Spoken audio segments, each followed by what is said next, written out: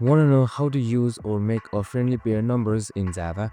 Well, no worries. In this video, I'm going to show you an easy step-by-step guide on how you can do it. It's super simple and under a minute, so let's get straight to it.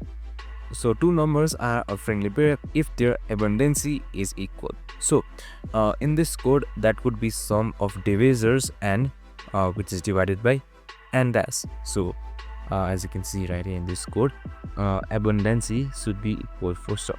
So instead of dividing doubles, which can have big rounding issues, we simply cross multiply. That is sum a times b and double equals to and sum b times a. So we have done that under the system out println. So before that, we have also created if statements first with int sum r and also for loops with various modules. So that's it.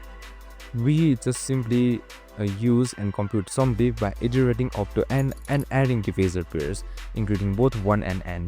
So that's it.